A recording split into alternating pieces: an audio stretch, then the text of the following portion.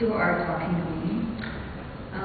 The mission of the Sustainability Council is to advance sustainability in Route County, and one of the primary methods we use is collaboration. So nights like this are just make me so happy, as Jenny said. So having the library and also partnering with Route County, Historic Route County, is amazing.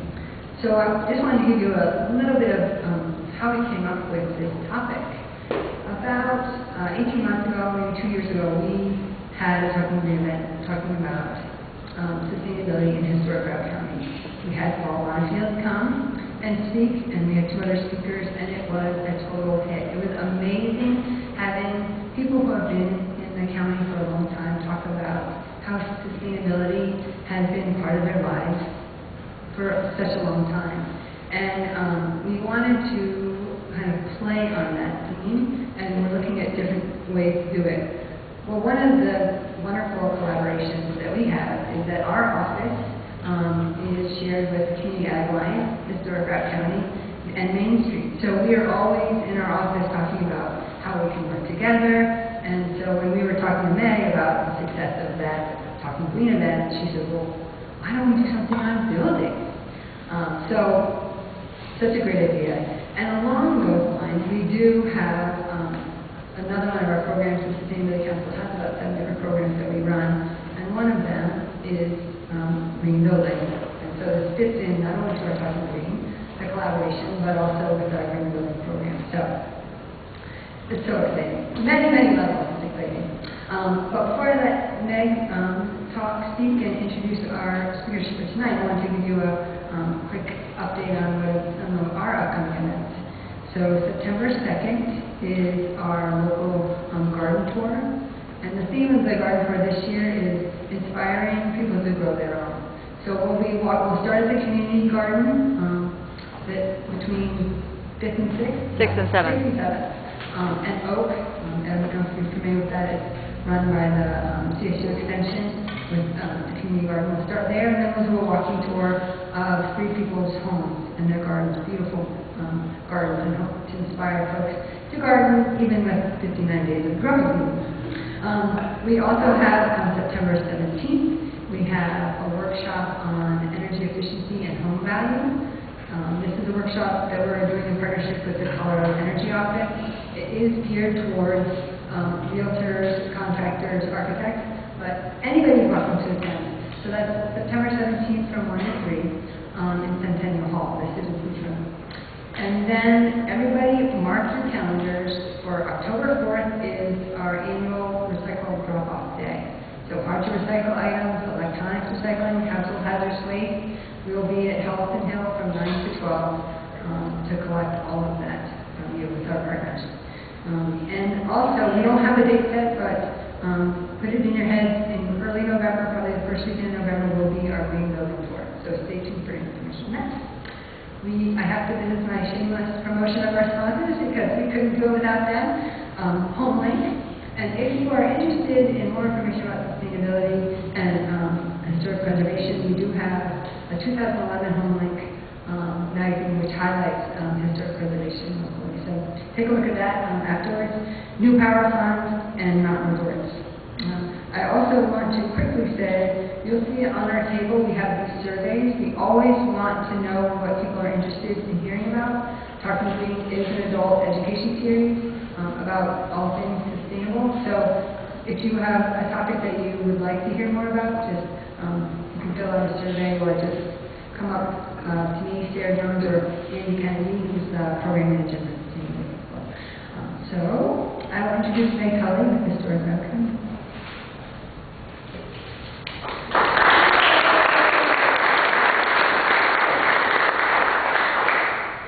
I'm Meg. I'm the Executive Director of Historic Route County, and I just want to thank all of you for coming. This is an awesome crowd, and I'm excited to learn from our illustrious speakers tonight myself, so have some snacks and just have a good time. Before I introduce Patrick and Paul, I do want to point out we do have some partners exhibiting, so be sure and stop at their booths and ask them what they have going on. We've got, obviously, Historic Route County is back there, Yucca Valley Sustainability Sustainability Council, Ag Alliance, the Hayden Heritage Center, the library, and the Tread of Pioneers Museum. So thank you guys for coming and taking time out of your evenings to exhibit and support our program. So Patrick Eidman. When I think of the State Historical Fund, I think of Patrick, and just the State Historical Fund has been such an enormous partner for us. Without their support, we could never do a lot of the work we do. The State Historical Fund, in addition to a lot of other generous donors, but they've made it possible for us to do the Crossings Project. Just finished phase 1 of that. That was phenomenal. A lot of lessons learned with that project. Boyle Schoolhouse, we still need to finish that one. We're hoping to do that next summer. Raider Ranch, we're getting ready to break ground on foundation work for the Raider Ranch. And we just received a grant with the U.S. Forest Service for Hans Peak. So we're going to be working with the Rocky Mountain Youth Corps, Historic Corps, volunteers from the Hans Peak Historical Society to restore Hans Peak Lookout. So we're really excited about that too. And just every step of the way, anytime we have a question, whether it's something small or something very complex and technical, the State Historical Fund staff is always there to help us. In fact, Patrick agreed to speak. I had posted a query on Facebook, and I said, we're looking for a speaker for this built environment and sustainability talk we're giving with the Yampa Valley Sustainability Council, and Patrick replied via Facebook. So you never know how you're going to connect with people these days. So I appreciate Patrick and Paul lending their time and blessing us with their attendance here. So Patrick, ironically, was raised on a sheep ranch in eastern Kansas. And this is where he learned the importance of using the land, valuing the land. And Patrick does say baling wire has 1,001 uses. This talk isn't about that. Interested to hear about that.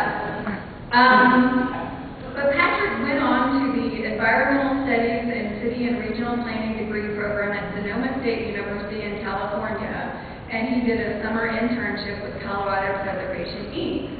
And they run the Endangered Public Places program, of which Crossings and Hans Peak was listed to their Endangered Places program, which is a great way to get exposure for your project. Patrick's commitment to preservation of the historic built environment was fueled by experiences that demonstrated time and again that historic preservation is a critical tool for the economic, social, and environmental sustainability of local communities. He's now the Director of Historic Preservation Technical Outreach for History Colorado, and I just learned today that he has received another promotion, so congratulations to Patrick. And we're going to have Patrick speak first, and then Paul Bonniefield is going to speak, and everyone knows Paul. He's a local legend around here, famous in his own right. And when I looked at Paul's bio, I thought, how can someone have so many professions and have done so many things in your lifetime? But Paul has been a professional rodeo cowboy, college professor, underground coal miner, railroad conductor, contract cowboy, and professional historian.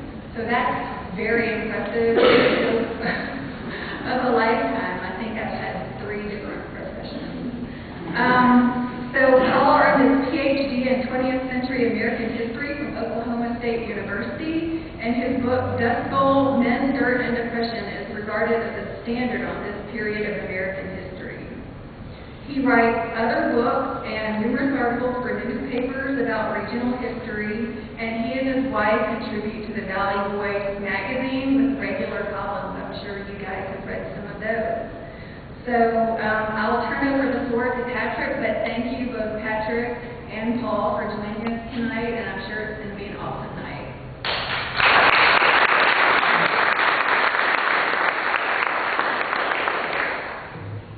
Thank you, Meg. I assure you the pleasure is all mine being here. And I'm going to sort of ruin the punchline. The conclusion of this talk is going to be where do we go from here. One of my answers is we need to be talking to each other more. So events like this tonight, this collaboration that was referenced earlier, is so critical to advancing this, this idea of historic preservation, sustainability, and historic preservation. So it's really exciting for me to be here. I consider myself sort of an unlikely preservationist. I didn't ever intend to find myself in this field. As she mentioned, raised in an agricultural family on farms in Kansas and California.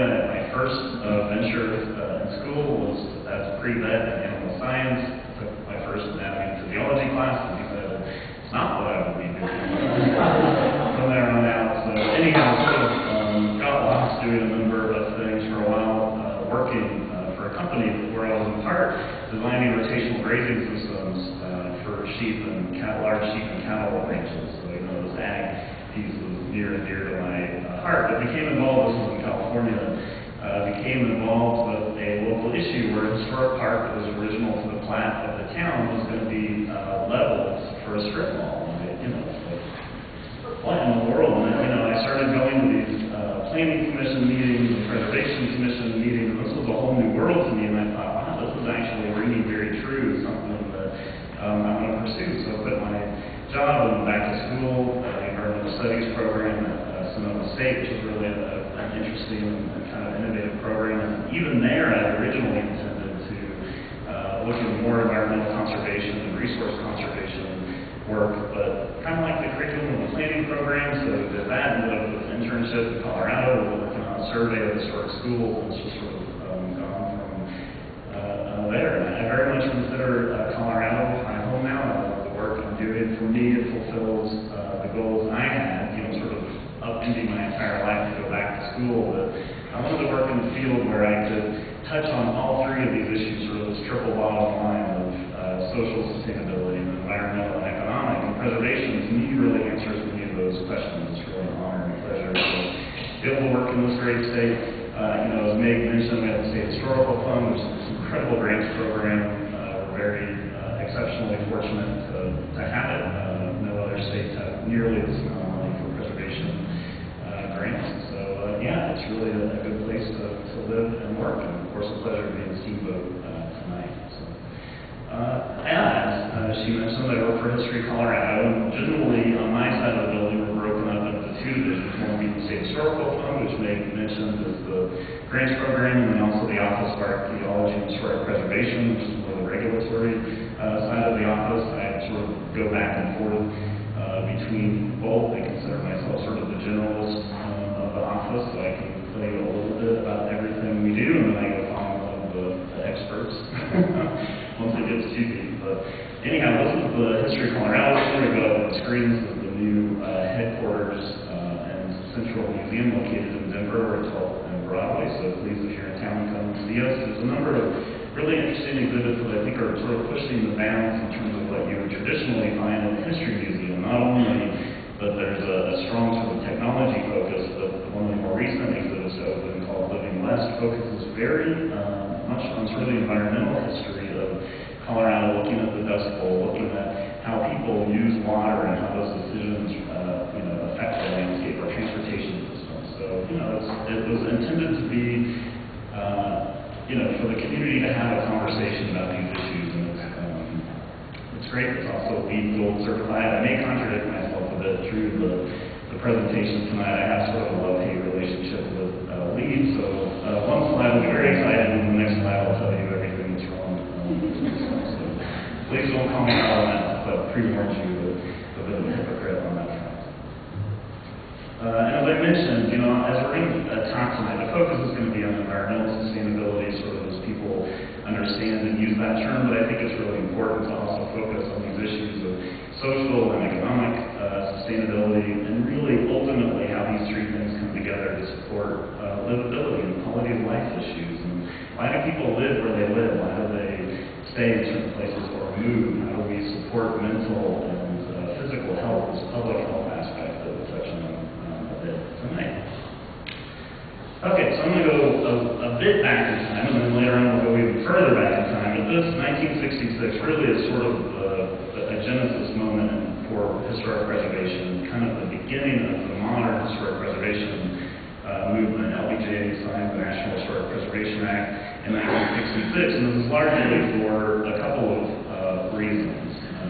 There was outcry because actions by the federal government were having enormous and detrimental impact on historic resources across the country. One, the interstate highway system, which of course you can see a number of examples. I-70, which I drove today through Clear Creek County, but it was in Idaho Springs in particular, also Silver Plume. Enormous portions of those communities were lost for the highway system. Georgetown is a really interesting story. They originally intended to put the interstate through the valley floor, but as Dan Corson in our office says, even at that time, the folks of Georgetown were pretty spunky and said, so the interstate ended up, as we know it now, further up on the mountain. But these issues are coming back again. We see a need, according to CDOT, for expansion of the interstate and, possibly a rail system. How do we affect the increased flow of traffic, getting people back and forth? So this act essentially says, for any federal action, whether it be a permit or funding from the federal government that potentially affects historic resources, that there needs to be some sort of consideration and debate for that. And the other big issue, Denver is a shining and yet terrible example of this, the urban renewal, particularly in the 1960s, where there was this big push for the modern city. Downtown Denver, essentially 30 blocks were leveled, and you can see the effects of that now. Many surface parking lots. The line was right, as we know, loaded lower downtown, that warehouse district that was preserved, and that's why, because that's where the line of the urban renewal district was. It's really a fascinating history. But again, the federal government was saying, all right, these programs are having enormous impacts, so we need to start having a conversation about historic resources. They passed the National Historic Preservation Act, which created our office, the State Historic Preservation Office. Of course, it's represented in all the states across the country, and really put in place this regulatory framework where we were able to help protect historic resources, in our case, in Colorado.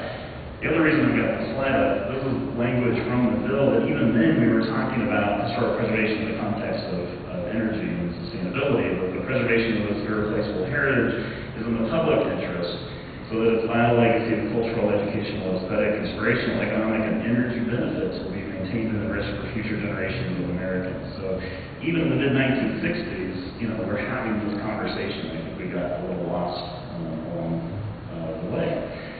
So even in 1980, this is a poster from the National Historic Preservation Act celebrating archaeology and historic preservation month. The sort of tagline that we in some ways keep using today, that it takes energy to construct a new building, saves energy to preserve an old one. You'll find that this is sort of a theme for the presentation tonight. We're going to dive a little bit more into that.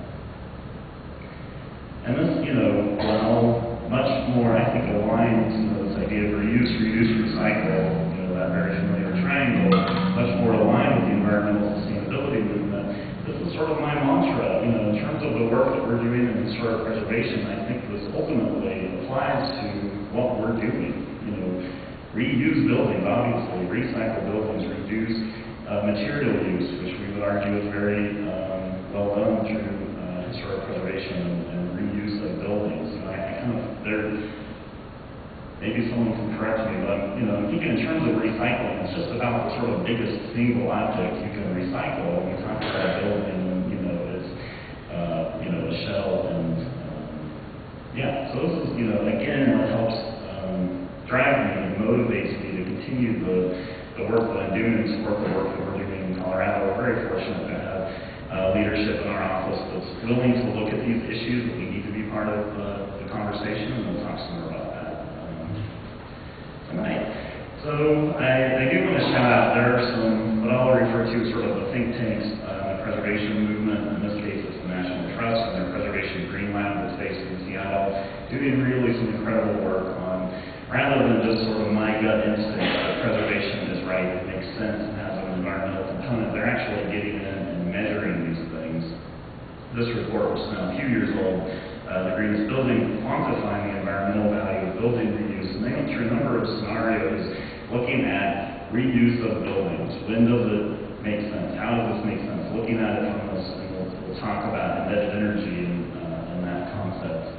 And what they found is even with the greenest new building, it takes up to 80 years once you've demolished the existing building, replaced it with, the greenest LEED platinum building to begin to make up for the embedded energy that was lost. And we need to have sort of, I think, a broader conversation here, this idea of life cycle analysis, looking not just at what are the energy bills every month, but what did it take to ship the materials to the site to build that building, the materials in the building, to then, take that down, throw it away and start over again, sort of endless cycle of building replacement. What is that environmental impact of, a more holistic, broader view? And ultimately, the very short version of the executive summary of that report, I'd encourage you to take a look at it if you're interested. But the building REITs almost always yields fewer environmental impacts than new construction.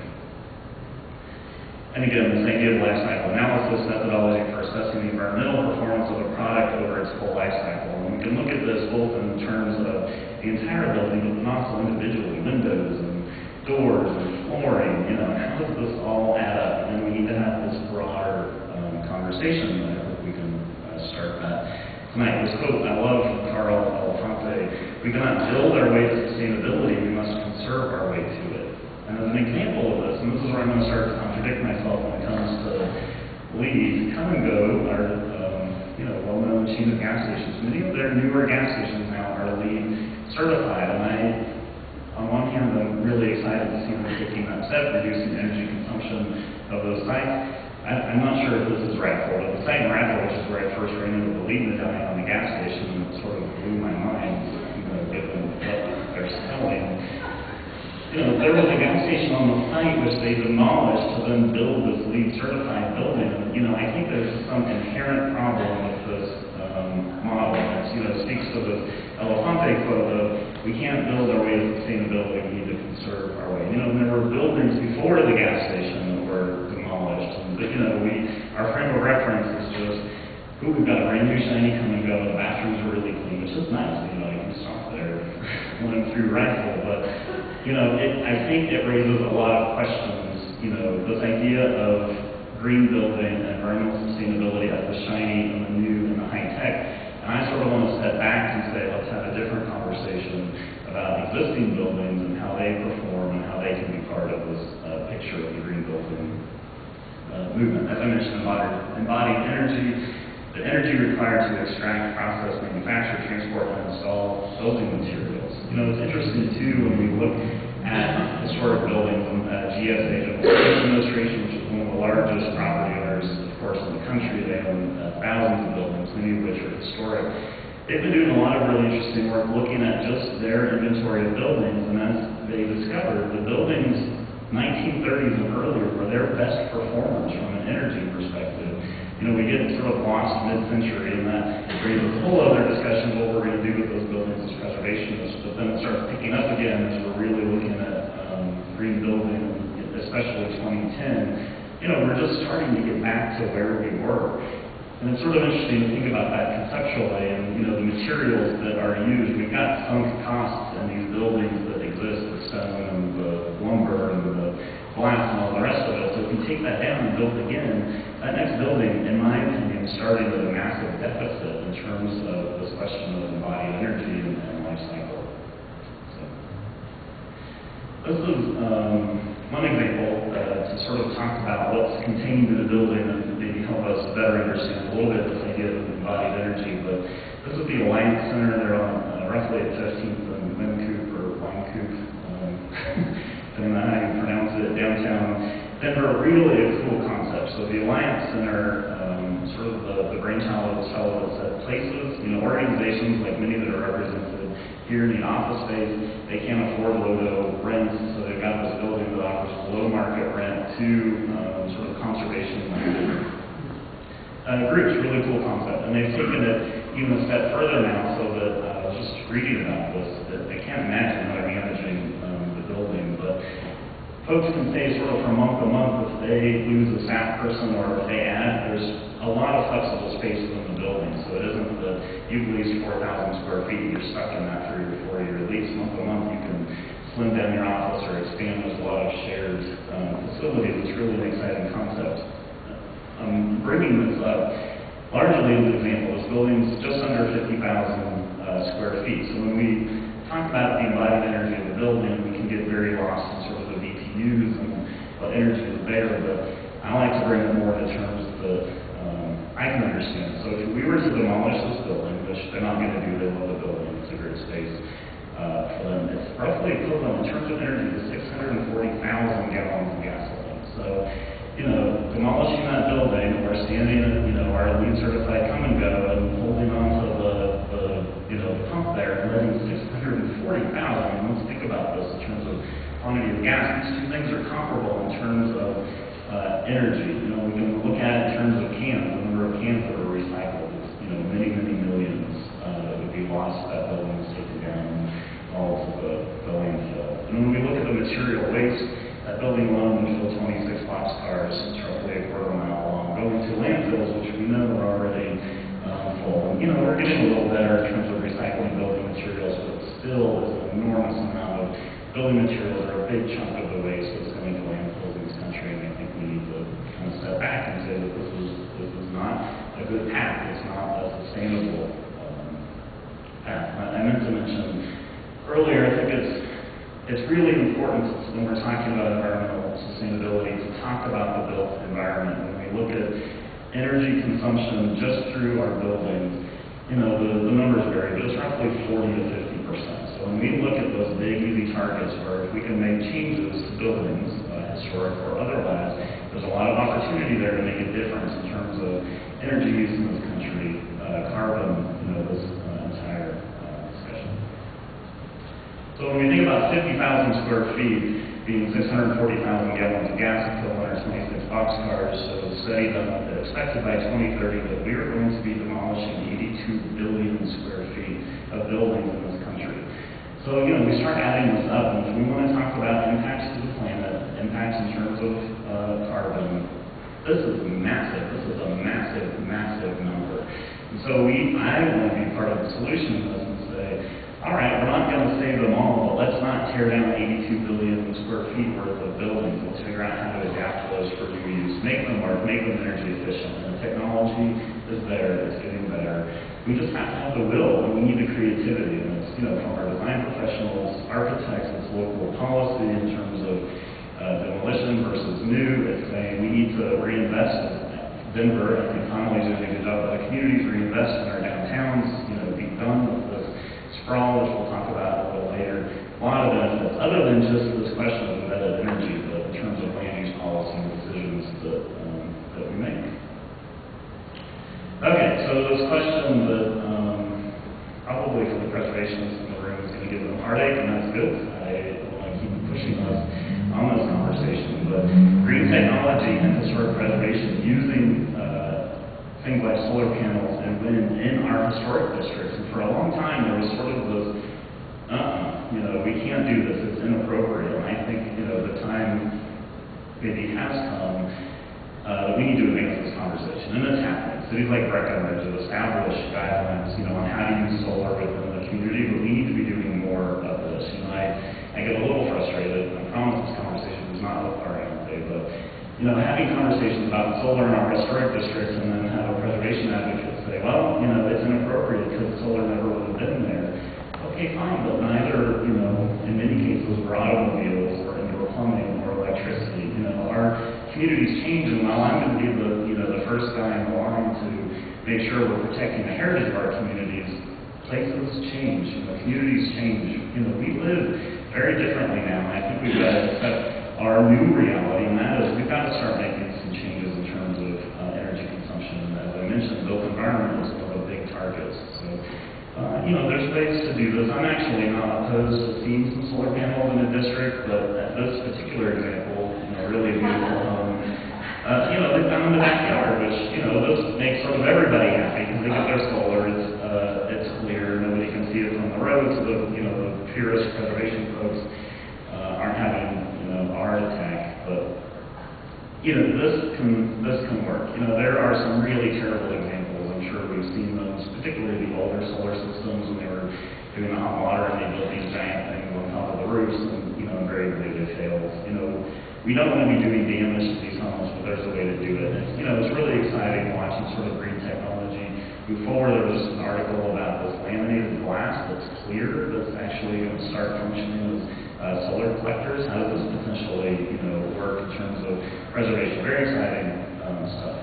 Another example, of course, our beautiful Capitol building that's newly repaired and gilded dome. There's solar on that Capitol, and you don't see it unless you're up above. The Capitol is actually the first LEED certified Capitol building in the United States. And this is another reason I really like working in Colorado, because we're doing some of these things. We're going to talk about some projects later where this is going into, practice. And I think it's really important for government, whether it be local, or state, to take some leadership on these issues. And certainly there's a lot more to be done.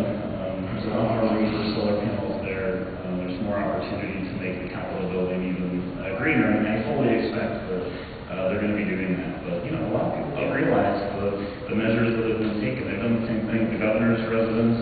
If you visited, they're moving towards, a much reduced impact in terms of their energy consumption.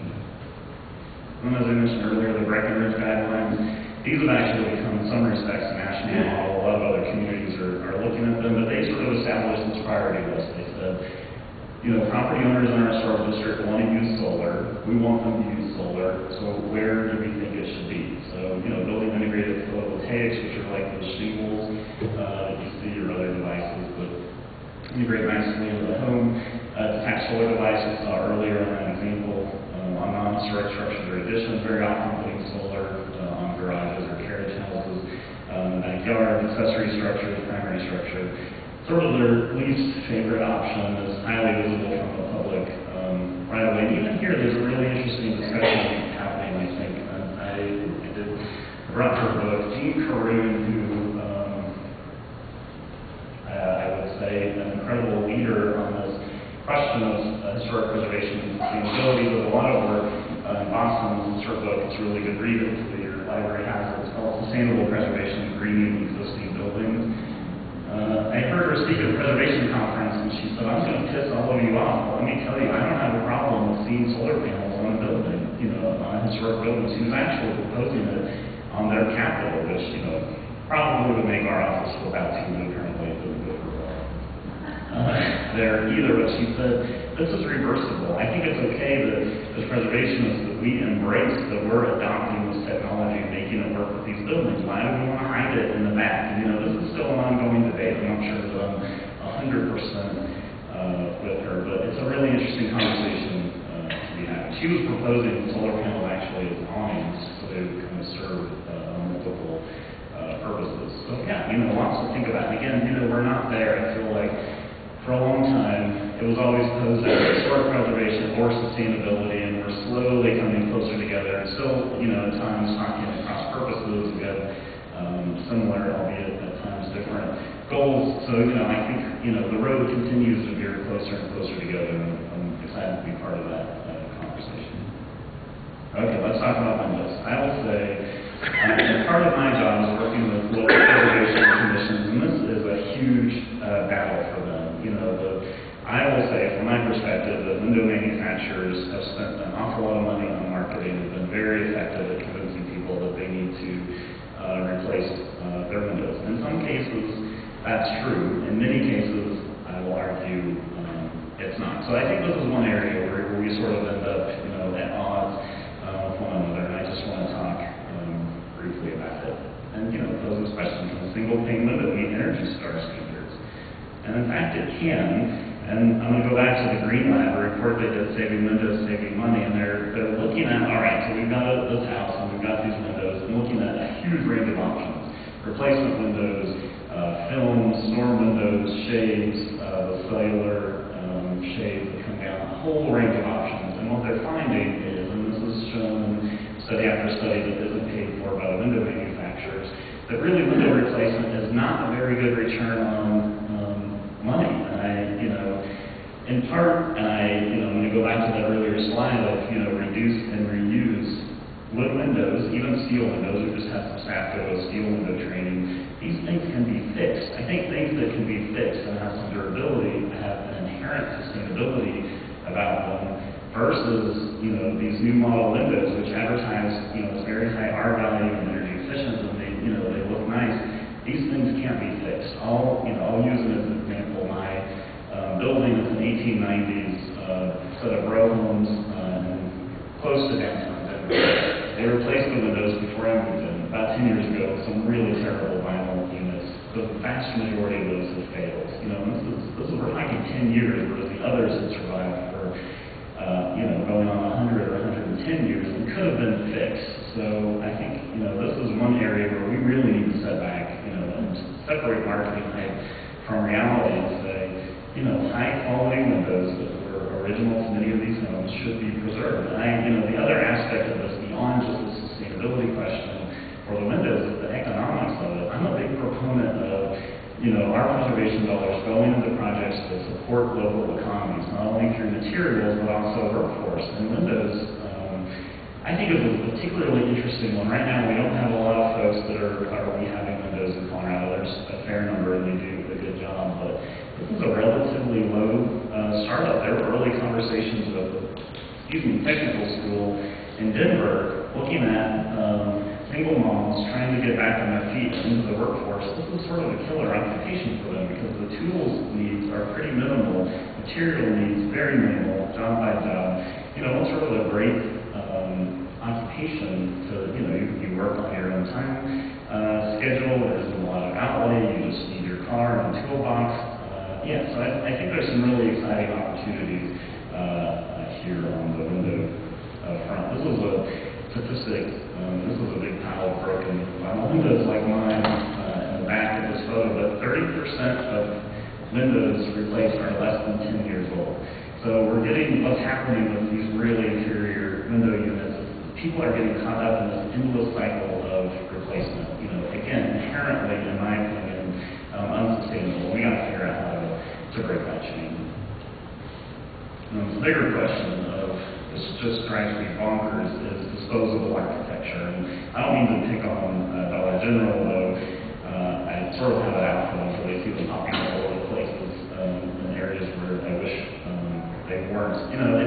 It's part of their sort of ethos to have these buildings that they're a store based on economic prices. I suppose they don't want to build palaces to put those in, but in many cases, these in the drugstores, we're seeing historic buildings of quality and merit come down for these to go in. I think that's really a problem. When I was in school, we met with an architect, and I can't remember now, I apologize, whether it was CVS or Walgreens. They flat out admitted we are building buildings that tended to last 30 years. This is just bonkers in my mind, but you would take out a building that had survived 100, put in something that's maybe going to last 30. We in this country, this is a question. Aside from preservation, we have a major glut of retail space. We keep building this stuff, and yet we're already seeing evidence of it across the country. Whether it be malls or these strip malls that are empty and deteriorating, become really a burden and blight on their communities.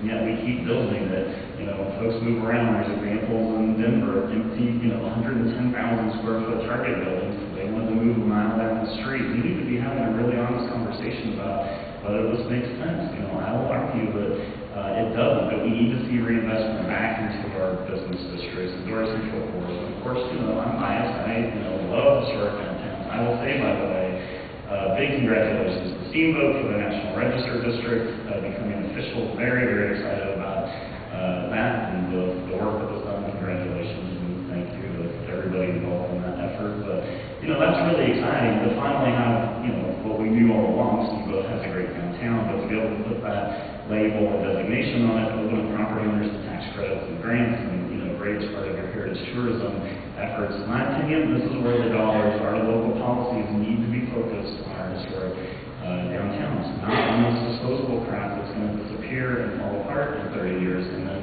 what do we have?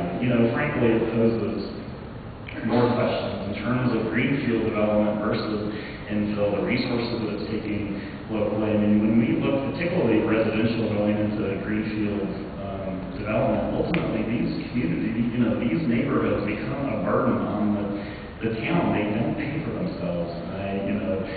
I think communities, and I understand why they need the tax dollars, are sort of lured in by this idea of the big retailer, but study after study after study, and I just wish I could get local elected leaders to read this stuff. When we look at a per square foot basis, our historic downtowns are performing a lot better when we look at sales tax revenue than even the Walmart And so we need to really, I think, reevaluate what we're doing. And part of that, my dream, there's been a few across the country, if we can get one of these big national retailers, if we can get them back into historic buildings, reusing buildings, which they're very hesitant to do, I think that's going to be a big need on this front of building reuse. This one, mostly because I'm in Colorado, so I feel obligated to make some text and produce one small presentation. This is from a fairly prominent blog dealing with land use and real estate. And this was their argument that it actually may be more efficient to build a cheaper, less lasting structure with the expectation of tearing it down in a decade or two and replacing it with whatever is in demand then. This has certainly been the trend in all sorts of consumer products. He's right there, where it often makes more sense to throw away and replace. And I include this quote obviously not because I agree with it, but because it lays bare this other argument, build, further and further out, sending utilities and infrastructure and transportation. This is bonkers. I can't believe someone would write this with a straight face, and yet really this defines a lot of what's happening across this country. And again, we need to step back and say, even in this moment, this doesn't make sense. Looking forward, it certainly doesn't. Okay, so I really like this story. We're going to talk behavioral change, and this quote from a sociologist who worked on this study that buildings don't use electricity, people do, which is sort of fun to think about, because it's true. Buildings perfectly happy with the lights off, and assuming that it's not freezing outside, the heat off. But this sociologist looked at the Cooter School District, which is up near Fort Collins, and they've got a number of buildings, and of course, electricity costs are a huge part of their budget, and they said we've got to get these costs down. So for new buildings, of course, they're using LEED certification and other measures that they said. We've also got some of these buildings, 1970s, the one in particular that I'm going to talk about, which I will say, even though I was born in that decade, is probably the worst decade in terms of energy use by buildings. It's just particularly problematic, and we can talk another time about why that is. But anyway, there was a brand new school, LEED certified, and this other school built in the 1970s, and they thought if we can even get this 1970 building close to what the new one's doing, we're going to have scored a major win. And so they sort of go into this topic of behavioral change. There was a custodian and a principal that said, all right, we are going to focus on, if you're not in the room, turn off the lights, you turn off the water. The custodians, when they're in there cleaning, only the lights in the room they're on are going to be on. I mean, it was just this very laser-like focus on we're going to, reduce energy costs as much as we can. And what turned out is that the 1970s building started performing better than the brand new LEED certified building. They reduced their electricity by half. Their electricity bill was 10% lower than the brand new building. You're looking at it per square foot per student sort of basis. It's really remarkable to think that this building that shouldn't be working, that should be a huge drain, actually was doing better than the new one. And the sociologist with this quote said, part of it is this mindfulness. And going back to our building, the second slide I showed you, I mean, it is so automated between window screens and faucets and lights that, we just sort of walk around and have no idea whether the lights turn themselves off after we leave the room, versus taking a physical action and saying, I'm leaving the conference room, I'm going to turn off the light. And she's saying, we're becoming so, in a way, detached from our buildings because they're sort of doing their own thing, and we just trust them to do their own thing. That we're missing some opportunities there to even further reduce. And I think it's a blend. I think these technologies are really important, because, believe me, my dad will tell you I was really terrible at turning off lights at home, so there's that aspect too. But if we take this very mindful approach, we can make these existing buildings perform better, even ones from the 1970s or 1970s. Okay, so I'm going to go through a few case studies. Again, I said, I feel very fortunate to work in Colorado. I think it's unlikely I'll work in preservation anywhere else because I've been spoiled rotten by the fact that we've got the grant fund, that we've got a great community of professionals and advocates, and that there's some really exciting work going on here. And I'm just going to go through a couple there. It was hard to pick because there are hundreds. The first one, Engine House number 5, this is in Denver. Originally, as you can tell, a fire station. Has been converted into the offices for Slater Hall Architects. This was the first historic building to go LEED platinum, and they did it using existing windows, existing plaster, existing finishes. I mean, you can see this building is pretty, other than leaving the door, I mean, it's pretty on target with where it was historically, performing at LEED Platinum, so this is, the highest level that this building could have attained, keeping a lot of the original finishes, making it work as an architectural office. It's really cool space. This is being pointed at nationally as we can make these buildings perform at a very high level. I mean, this building, this firehouse, which certainly was never intended, there were trucks and wagons and hoses in these bays. This wasn't office space. Performing better than our brand new History Colorado Center. I think, again, we have some very creative, very dedicated, very passionate architects that wanted to show what was possible. And they did really a great project. Another one, Shenandoah Dives Mill down in San Juan County.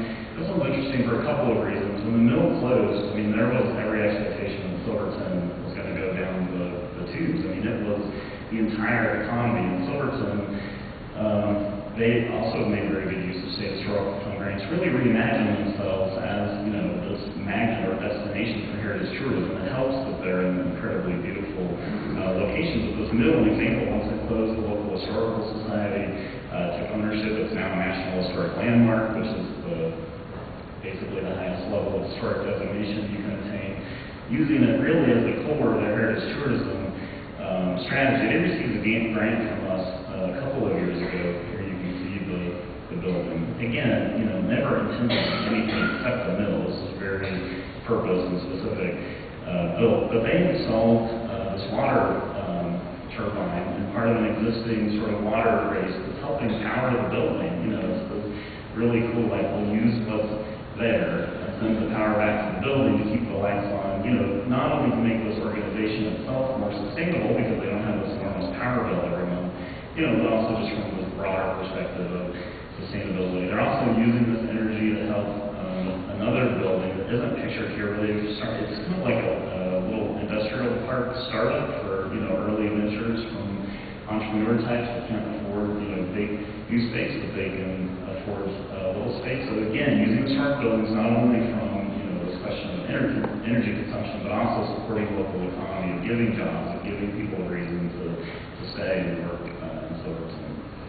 This one is just really an incredible example. The Wayne Aspinall Fender Building in Grand Junction. This is one owned by GSA. Of course, National Register listed. This is the first building, that will be a net zero energy building, National Register. So they've done it through a number of ways. One, by doing a remarkable job from the preservation side. It's really, I think probably, Grand Junction has a number of really nice buildings. This is certainly one of the better ones. You get a better sense here of how they're using solar in addition to geo-exchange and a number of other technologies to make this building perform almost better, than almost any other building in the country. And, this is a 100-year-old building that's had a lot of wear and tear. This is really exciting. Again, first National Register building, not just to be LEED Platinum, but to be net zero. Got another example of a building working towards net zero. This is in Denver. One of the oldest remaining brick Denver schools. It's now a center for preservation in the city. Built by Robert Rochelaw, who was recognized for the first master architect in Colorado. Did a number of really nice schools. So the National Trust for Historic Preservation, I mentioned a couple of times, owned the building, but leased space to Colorado Preservation Inc. for use of the work. Historic Denver Inc., a number of land conservation groups. What's really exciting here, to me, is they sort of took this two-pronged approach, both the sort of, I'm not going to say technology heavy, but modern technology, geothermal heating and cooling and solar and some very sophisticated systems, but also saying, let's restore the windows so when it's nice outside we can open them instead of running the air conditioner. Let's pull down the drop ceiling so that we're using that natural light instead of turning on fluorescent fixtures. This just makes sense. These buildings, we talked earlier, why are those buildings from the 1930s and earlier performing so well? It's because they were built at a time when we didn't have air conditioning, so they had to be sided and built in such a way that you could capture the breeze. You had the big windows so you could, capture the light. This makes sense. Sometimes buildings just get screwed up over time, and we have to go back to, Rochelaw's original intent, from the 19th century, and recognize we've, kind of made some errors along the way. But, in total, it's really remarkable what's happened with this building. It looks, true to its original design. It's great office space for these organizations. And and they're working again towards net zero. This is another piece that I really like. They don't use the chimneys anymore, the fireplaces. In fact, they're gone, but they kept the chimneys open and they're using them at night. So if it's been hot all day, they'll vent hot air out the chimneys at night, pull cool air in, which I think, it works. It's using the existing infrastructure in this building in a very contemporary way to make it perform better. And this isn't limited to a Roche Law design building. This is a pretty standard school plan or typical buildings of that period where we can use what they were in a very modern and productive way. So Jim Lindbergh, who was the lead on this project, there was this quote, preserving and reusing old buildings is sustainable because they're in the right place. And it's, some of those quotes I think you have to think about a little bit, but the more you do, this makes perfect sense. That building has been there for 110 years. It's surrounded by neighborhoods of the grocery store and park. There are bus lines, there's sewers and power and sidewalks and roads. Nothing had to be built for this building. They just had to, fix it and move in. So, conceptually, this idea of we need to be using these resources in city centers and our more compact communities makes a lot of sense.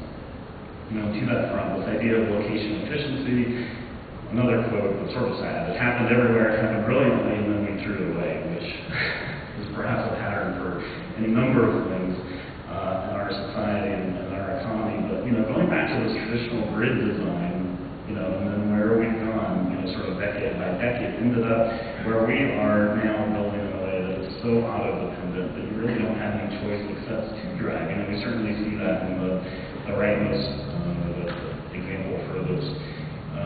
To the right, that was by intent. We were fully embracing the car, and people wanted to live this way. But now we've got a big problem on our hands in terms of how do we make these 50s and laters, oh my God, we're still building them. These communities make sense from a sustainability perspective.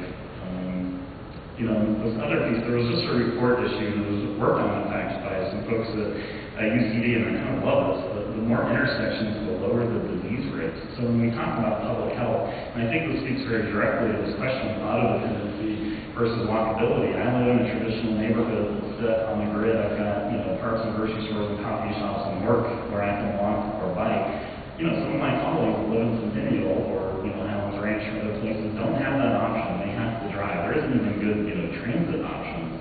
And Denver's getting better in terms of light rail. But from a public health perspective, I think we can say that our traditional building patterns and our historic buildings make a lot of sense. We're starting to see some research that backs that up. So this one, I don't want to make fun of Sioux Falls, but this is another article that just came out. They built the school, and they built the school with no sidewalks. And the parents said, what in the world, did someone forget them? So the news story and the principal said, well, we're trying to bus 100% of our student population. Which, again, when we talk about childhood obesity and, safety, and, that's sort of maybe is idealistic in my mind or naive, but you want kids to be able to walk or bike to school. She was later quoting this article saying, because someone said, well, the kids are walking anyways, and they're walking on the road, and they're afraid someone's going to get injured. And she said, well, if I see a student walking to school, we're going to try and find out what's going wrong in the home. Because that's happening. It's like, this is crazy, and inherently unsustainable. We're closing neighborhood schools, and we've got examples of this in, communities across the state where, I don't want to pick on Florence, but my friend Blake just went to work there, so I will. A really remarkable building downtown that has been there, for 100 years, close to downtown, close to the residential neighborhood. They built a high school way out in the hinterlands that I'm not sure you could ride a bike out there. I don't know how I would want kids riding a bike out there. It was built and the foundation failed within the first few years after it was built. We are making some really terrible decisions, and I get frustrated because we have meetings with folks that are building schools. On one hand, I think we should be doing much more than we are in terms of supporting student learners in schools and teachers and making sure that they have a tremendous learning environment. And yet we're making some pretty terrible decisions when it comes to the building. It comes back almost to that Walgreens example that I gave where, they've told us in meetings that they're building schools that they expect basically to last a generation because teaching methodologies, change often enough and the programming changes often enough. They don't think they can build the building with flexibility. And this just doesn't make sense to me. And I think we're finally seeing an acknowledgement that our historic schools, going back to that quote from Jim Lindbergh, are in the right place because they're close to where people live. But, some other factors too, those huge windows actually are really fantastic for learning. And we see, better morale, better test scores out of schools with more natural light. Sometimes with these really simple things that, we had forgotten. Again, I'm going to pick on the 70s, but, 70s, even into the 2000s, we started building some pretty horrific looking school buildings. So as preservationists, there's a bit of a crisis here in terms of what are we going to do when these things turn 50 years old, because we're not going to look at them as kindly as we do some of these, earlier beauties. But yeah, for now, I think, as a society, we need to be making better choices. Building a school with sidewalks is not a good choice. It's not a good choice. Okay, so I'm going to run through a few other examples. Who knows which building this is? Oh my gosh. All right, so Mount Vernon. And I use this example because it's really looked at as one of a really, not really early, but for the United States, an early example of historic preservation. By the mid-19th century, this building essentially had fallen into ruin. The idea that Washington's home would be, empty and looted and a problem. But the Mount Vernon Ladies Association, so props to the women in the movement who continue to amaze me from the beginning to today in terms of the work they do, really stepped in and saved this place. And I mention it because this is really the early model for preservation, where you take a home of particular importance. We sort of talk about the rich, white, dead guy problem in preservation, where those are the homes that we see worthy of preservation. We turn them into a museum. That model is not really working anymore. Our local museums, I think, are very important in terms of conveying and understanding local history, but we have to have a new conversation. We've been having that conversation about what can buildings do, how can they change, how can they adapt to new technologies. I'm just going to run through a very few. Again, we have lots of great examples.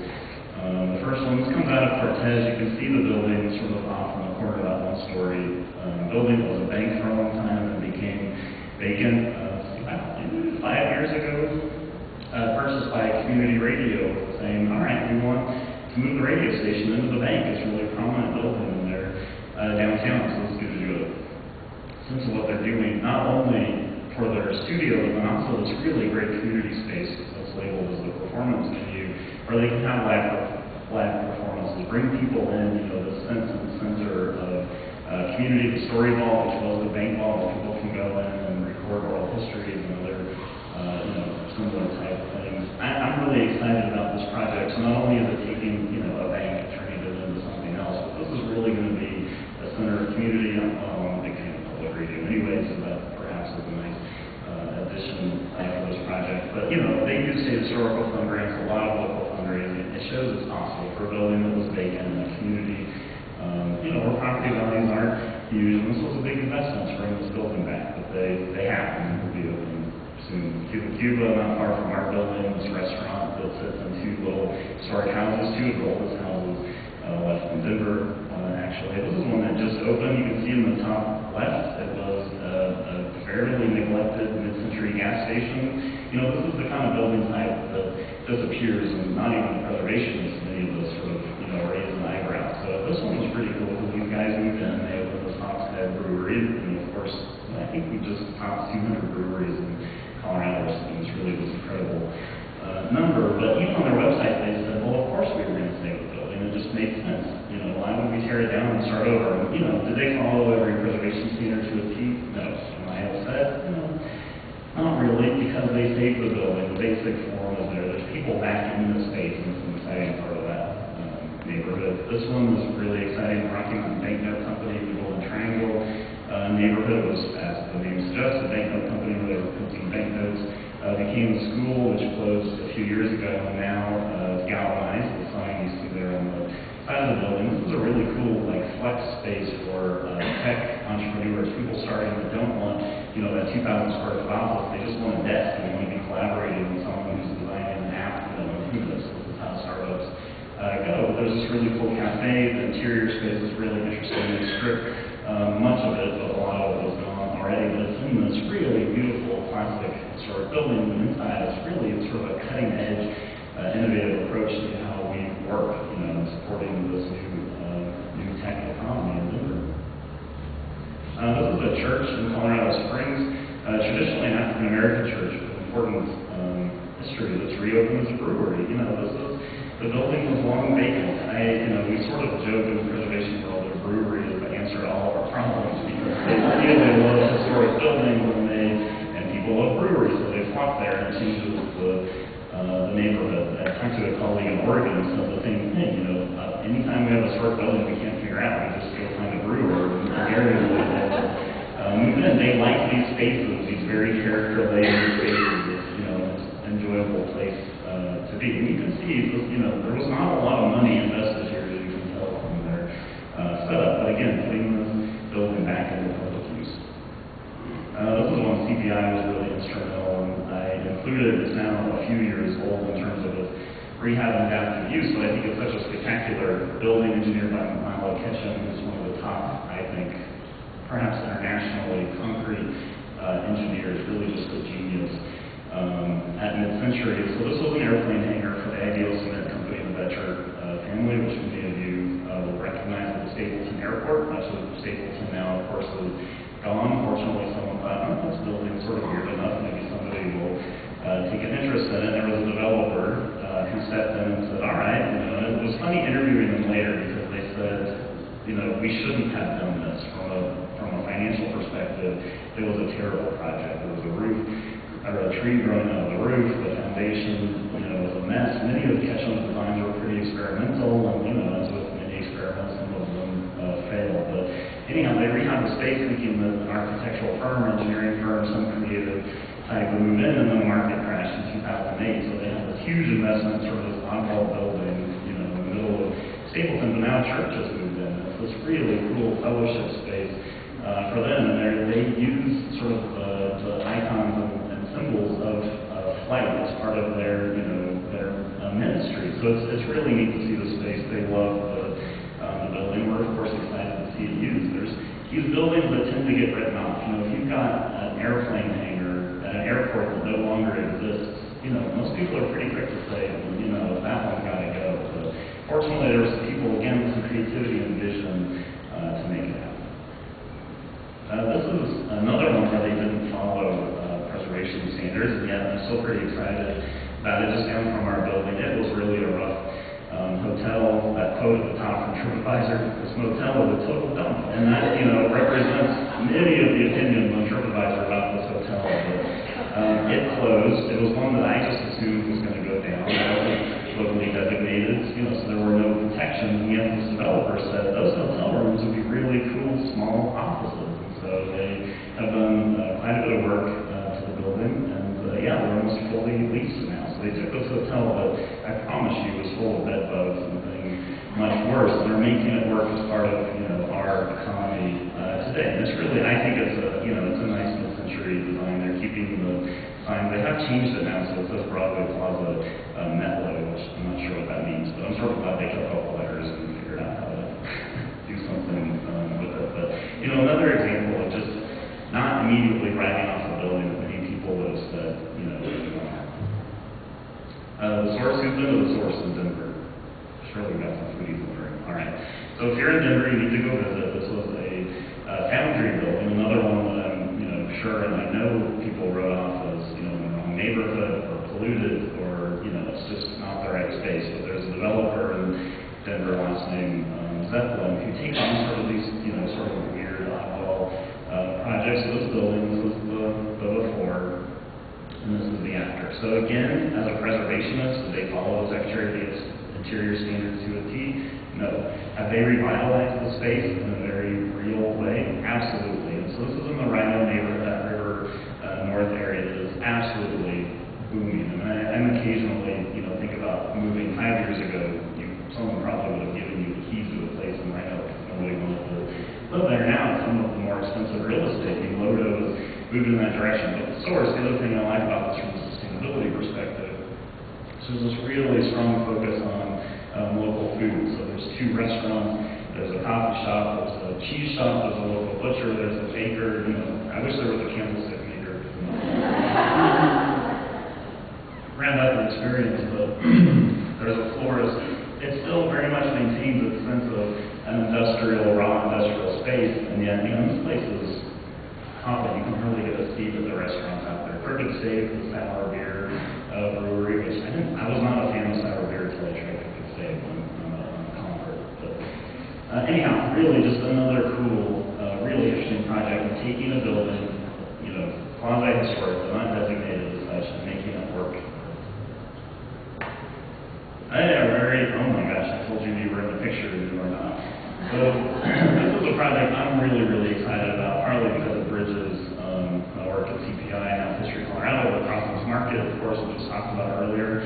In my mind, folks, this is what local preservation is about. It's local citizens saying, there's this building, that many people think is too far behind, but we're going to imagine that it can be something different, and then they make it happen.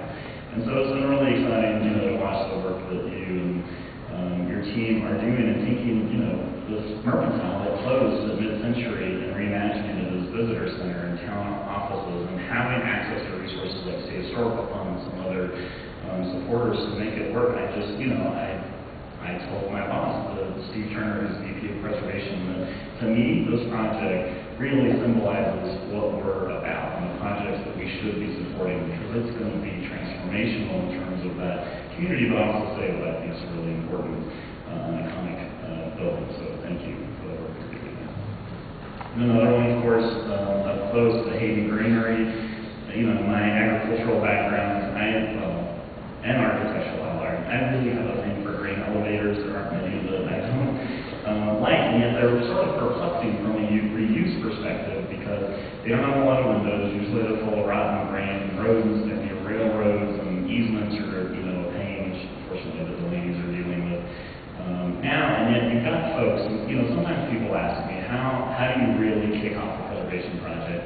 Sometimes you need people, and this is no offense to the Delaney's, but we'll sort of set aside reason and say, we're just going to do this, and we're going to make it work. And so to see this grain elevator as this community space, as this coffee shop, as, the 100 other things they imagine it could be, again, just this another really shining example of local preservation. Of course, my heart is for rural communities. It's where I grew up, it's what I know. I thought I was going to have a panic attack when I decided to move to Denver. I wasn't sure that was going to work when I got to my high school. And Kansas, there were 24 of us in the class, so it was a pretty small community. But the mailman did turn around in our driveway. That gives you a sense of how far out it is. So it's really exciting to see, the small community, what in the world are we going to do with this building? Another example of a white elephant that really shouldn't work, and yet it is. So this is another spot where I see the sustainability, environmental conservation groups, and preservation groups potentially working together, and that's this issue that, maintenance is preservation. Jean Carino, I mentioned earlier, her book, I sort of love her presentations because she starts them with a picture of a toothbrush, and she says, how many people brush their teeth today? And it's like, what in the world is this woman talking about? Everybody raises their hands, of course, whether they did or not. She said, you are stewards of your teeth, just in the same way that we need to be stewards of our buildings. This idea of taking care of things so that we don't end up with catastrophe and disaster down the road and having to take major interventionist action. So, maintenance is preservation, painting and gutter sealing and repointing the chimneys and gutters, and, keeping those windows in good working order so we don't have to make that decision about replacing them perhaps with something inferior. So I'm going to go through the rest of this pretty quickly. This question is sort of social, sustainability. I like this distinctive communities, and I like it because I think preservation plays a big role in community identity and understanding where we are. There's very often you can dump me off in a suburb somewhere, and I have no idea where I am because there's a Costco and an Applebee's and Starbucks, and of course you can see those from Phoenix to Rochester. Yet, you put me in the middle of Steamboat Springs or give me a picture, I'm going to know that we're in Steamboat Springs. And, increasingly, as we begin to understand why people live where they live and why they travel where they travel and how they connect to places, this is really an important role versus this idea of anywhere USA, which of course we talked about is going to fall down in 30 years anyway, so we shouldn't be too upset. So this is an economic development guy, and I, again, appreciate being here tonight, talking to, not just our typical preservation audience. I also like talking to the eco-devo folks, which cracks me up, they like to be called that, but anyway, this quote, the unique characteristics of place may be the only truly defensible source of competitive advantage for communities, and I think sometimes, again, when we talk about local policy, that we forget that. So just very quickly, looking at Colorado between 1981 and 2010, through just preservation, 34,400 jobs, $2.5 billion in it's very it's labor intensive rather than materials intensive, of course, because we're using what's there. So we encourage, of course, local labor using the local hardware store. We're not bringing in truckloads of materials. We just need that piece to fix, the part. We look specifically at the state historical fund. For every $1 million invested, an additional $4 to $6 million is leveraged, and then that money continues to bounce around and be, important and critical to the local economy. This is an example out of Durango. It's a powerhouse, long vacant, badly sort of mangled over time. Now, as a museum, encourage you to it's really a very special place. But not only have we saved the building and put it back in a way that really respects its architectural heritage, but also is this really cool resource for Durango, not only as a center for education, but also to draw in those travelers and to experience it. And this is just a great example, again, of a building that, probably shouldn't have been saved. There's 100 reasons, whether the foundation had failed or it was full of toxins, but with enough creativity, imagination, and passion that they made it happen. And then, on the Heritage Tourism front, this quote from Arthur Fromer, the tourist simply won't go to a city that's lost its soul. How true is that? We don't want to visit a place where it's Applebee's, Costco, and Starbucks. Maybe that's part of our daily life, but it's not part of our sort of dream destinations. So we do a series of listening sessions across the state developing our state plan, and I included this this word cloud just to show that when we ask people, what does preservation mean to you, you can see what this is typically a preservation crowd, how important sustainability was to them. The size of the word corresponds to the number of answers. So already even with our community, we're acknowledging that this goes hand in hand. I put some cards on the Sustainability Council's table. We're currently working on an update of the state plan. We have an online survey. I really would love everybody to take a card tonight, and fill that out. Tell us your ideas, for connecting sustainability and preservation to one another. What needs to be happening? And then where do we go from here? Maybe I'll just leave this for us to ponder.